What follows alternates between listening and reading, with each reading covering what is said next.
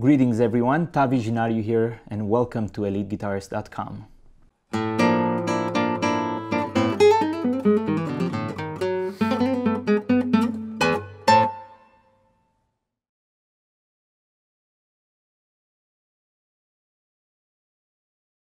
I have the great pleasure today to teach you how to play Natalia by Antonio Lauro. Natalia is also known by the designation Valse number 3, Valse Venezolano number 3. And it is one of the most well-known compositions of Antonio Lauro. Antonio Lauro wrote a lot of music that was folkloric, music that borrowed a lot of elements from the Venezuelan folkloric landscape. And Natalia is no different. At times, the waltz feels like a typical Austrian waltz that you may be familiar with, something like a Johann Strauss waltz. At other times, this waltz feels like a 2/4 or 4/4 meter because of the syncopations contained in it. I think you have to make a decision from the get-go as to how you would play this piece. Over the years, as I've played this piece, my interpretation and my approach to it has changed quite a bit. In the beginning, I treated this as an instrumental piece, and so I allowed myself some latitude when it comes to the rhythm of this piece. Over the years, I've been listening to a lot more South American music, and the rhythm is actually fairly consistent. And I have morphed my interpretation of this piece to be more rhythmic, to be a little bit straighter. I think it conveys more accurately the feel of a Venezuelan piece. So without any further ado, let's get straight into the meat of this piece and learn how to play Natalia by Antonio Lauro. Welcome to this first segment of the tutorial. And for this first part of the tutorial, we're going to take bars 1 through bar 8. What we'll see is that bars 9 through 16 are an identical repeat to bars number 1 through 8. And so let's just focus on bars number 1 through 8 and then we'll move on to the next section. This piece is written either in 3/4 or 6/8 meter. In order to feel the tempo a little bit more accurately, I would suggest you treat this piece as a 3/4 rather than a 6/8. The metronome speed would be too fast, and I think having a little bit of space between that metronomical beat helps with the groove of the piece. So let's begin with bar number 1. The first two notes are pull-offs. This is a legato, C to B, and C is played with the first finger on the second string first fret and open string B.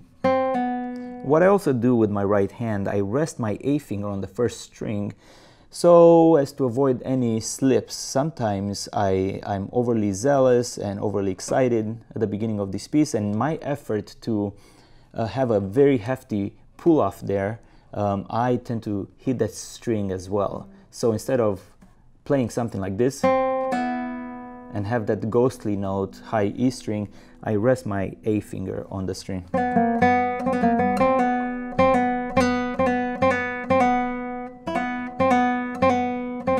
You may want to practice this pull-off. You don't have to have a lot of motion outward.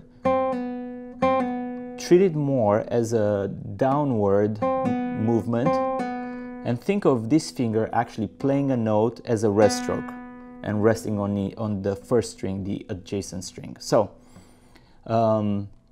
rhythmic-wise, you have C to B, pull-off, then A sharp played with the third finger on the third string, third fret, open second string, and then again a pull-off from C to B.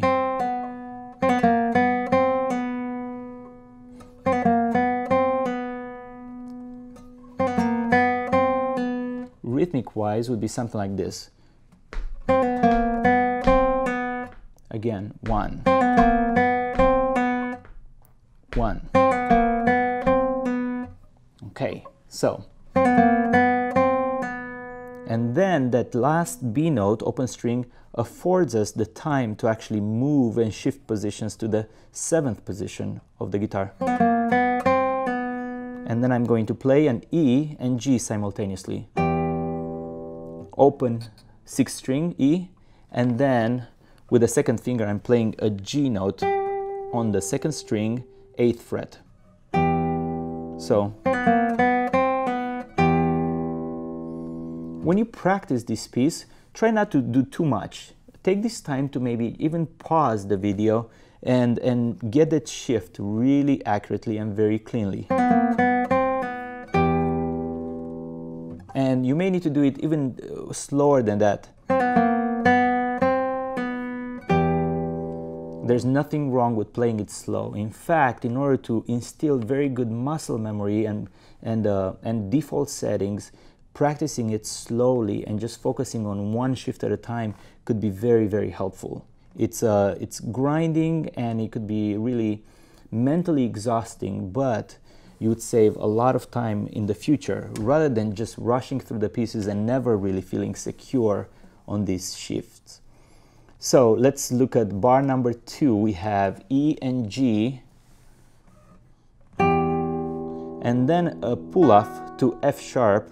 F sharp played on the 2nd string with the 1st finger, 7th fret, and then open 1st string. So G, F sharp, E, and then I have a B harmonic. That harmonic is played at the 12th fret on the 2nd string,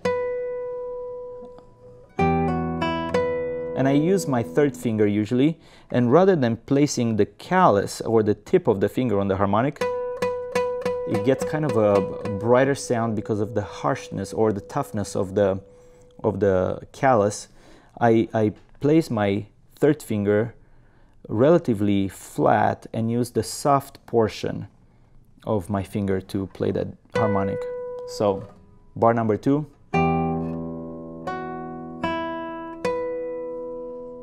And then G, open string, and E, open string. Now just a little story here. When I was maybe 15 or 16 years old, I heard the sound of the classical guitar played for me for the first time in person. And it was this piece, and I remember distinctly that harmonic. And it is the definitive piece for me, and that which actually inspired me to pick up the classical guitar. I don't know, when you have a first encounter with something that's really exciting and really transformative, and for me, listening to these first 2 bars of Natalia by Lauro was that memorable, transformative, kind of course-changing event. And so I remember my friend, who his name is Raresh. He was a student at the University of Trossingen in Germany. He came home for the summer and he showed me this piece that he had learned. And as soon as I heard that harmonic, I was hooked. And there was no going back for me. And I just fell in love with the classical guitar within these first 2 bars. So the piece is relatively special to me. Okay, so enough personal stories. Let's get back to work. So bars number 1 and 2. If you were to count it, 1, 2, 3, 1.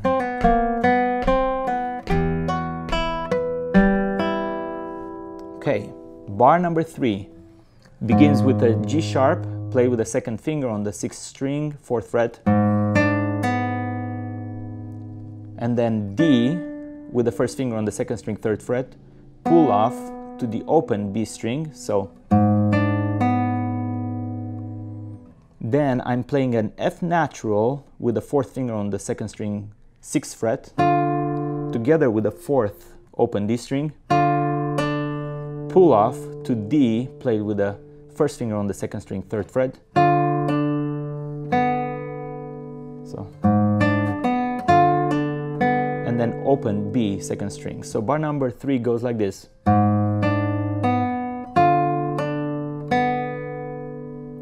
Then we're moving on to bar number 4. C and B together. C played with the 2nd finger on the 5th string, 3rd fret. B played with the 4th finger on the 3rd string, 4th fret. I use my 4th finger. You could also use the 3rd finger. Whatever works. Careful with that pull off. just very small motion. So C and B, pull off to A, play with the first finger on the third string, and open E string. So, and that open string buys you time to again make a very big shift.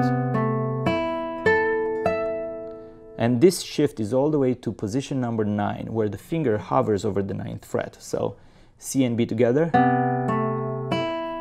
Then A played with the second finger on the second string, 10th fret. And high E note played with the fourth finger on the first string at the 12th fret. Then F sharp. F sharp is played with the third finger on the third string, 11th fret. So, and then I'm playing a C note with the first finger on the first string, 8th fret, and that is bar number 5. So we're picking this up at bar number 5, and we're having that C note played with the first finger on the first string, 8th fret. So coming into bar number 5 from bar number 4, and now bar 5. And then I'm forming a partial bar chord, and the first finger presses 5 out of the 6 strings on the 9th fret, and I'm playing a C note on the 4th string, 10th fret, and then an E note on the 3rd string, 9th fret, pressed by the partial bar chord, and then F sharp on the 5th string, already pressed by the partial bar chord. So F sharp, back to C, 4th string, and E, 3rd string. Bar number 5, C, E, F sharp, C, E. Now, as you make these shifts, try to make them very smoothly rather than not too short, but try to connect them as much as you can. Imagine that you have this relay race where one finger passes on the baton to another finger, and so as the baton is being passed, there has to be continuity, and so both fingers kind of hold on to that baton before one finger lets go of the baton. So that's just a little mental picture to help you. And now bar number 6, we're moving to the 7th fret, and we have B, D sharp, and B. B is played on the 6th string, 7th fret, D sharp on the 3rd string, 8th fret, and then high B pressed by this bar chord, full bar chord on the 1st string. So we're plucking 6th, 3rd, and 1st. And now I'm going to shift my bar chord all the way to the 5th fret, and I'm starting with the 3rd string, 6th string, C, A, high A. Then I'm moving to the 6th position, A sharp played with the first finger on the 6th string, 6th fret, A sharp played with the 3rd finger on the 4th string, and that is at 8th fret. And then we have a G natural. So A sharp, G. Then I'm still going to shift one more, and I'm going to start with the 4th string this time, A, B, F sharp. A is played on the 4th string, 7th fret, B played on the 6th string, 7th fret, and F sharp played on the 2nd string, 7th fret. And then I'm going to resolve this on bar number 8. E, G, E, open strings, and then a pull off from C. So it's C played with the 3rd finger on the 5th string, 3rd fret, pull off to B, pull off to A, sharp, and then back to B with the 1st finger. Rhythmically it would sound like this: 1 and 2. Bar number 8, 1 and 2. Okay, So let's review, starting with bar number 5.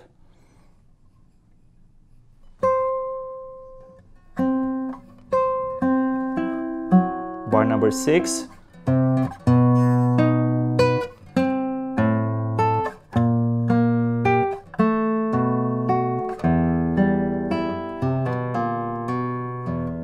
And just a couple of interpretive things that are really crucial in this piece. This section is highly syncopated, and if you look in your sheet music, you'll notice that there are some notes that have an upward stem, the stem facing upward. That is your melody note, and I would suggest that starting with bar number 6, you put an accent on the highest notes of each and every one of those chords. In this situation, you'd have B, D, accent on high B, accent on high A, bar number 7, accent on G, accent on F sharp, and accent on E. Now, here's the difference, and listen to how big of a difference these accents make. Here is playing the piece without any accents, and then I'll play it with the accents so that you get an idea of the impact of those accents.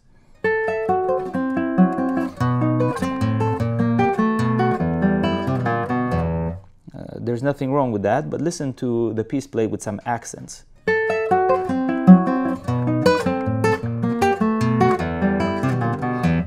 It has a very different impact. And that is, of course, exaggerating it, but you may want to do that in order to instill really good rhythm and highlight those syncopations. So, again, with the accents.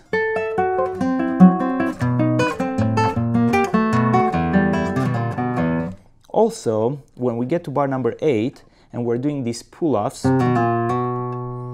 rather than keeping the finger straight, what I do with my first finger, I place it slightly off, almost mimicking a bar chord. Somehow that releases some tensions from fingers number 3 and 2, and also allows me to mute that 4th string so that I don't touch that during my pull-offs.